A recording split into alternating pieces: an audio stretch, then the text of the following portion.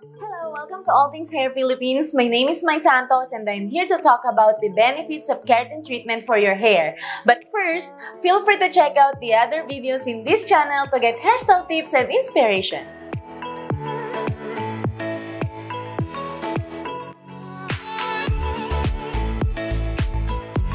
Alright, let's talk about keratin treatment. What does it do? Actually, a lot. Keratin treatment adds moisture to your hair to help make it soft and smooth.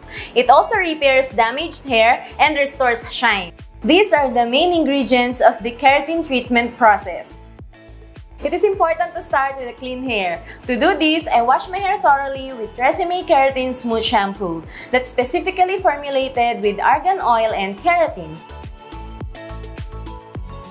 After washing my hair clean, I gently pat it dry until it's half damp, and I don't rub it harshly.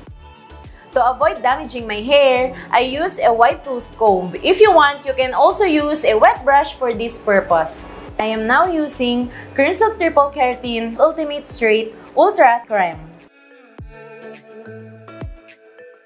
For easier application, I am now dividing my hair into two sections.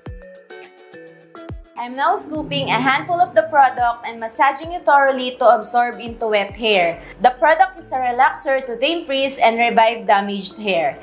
It also has keratin essence that acts against extreme dryness.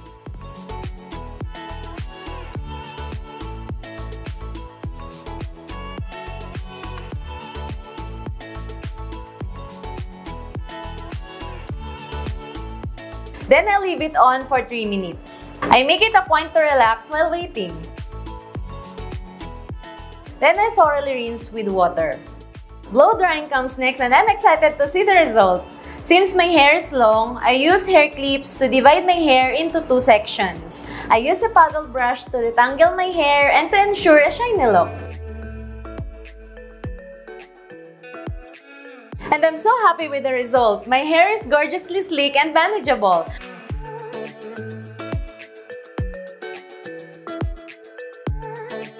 It also makes it healthier, which I really love. And if you want, you can also style your hair with headbands or hair clips or whatever style you want. There you have it. Make sure to like this video and click the subscribe button below so you don't miss any of our tips and tricks. Thanks for watching!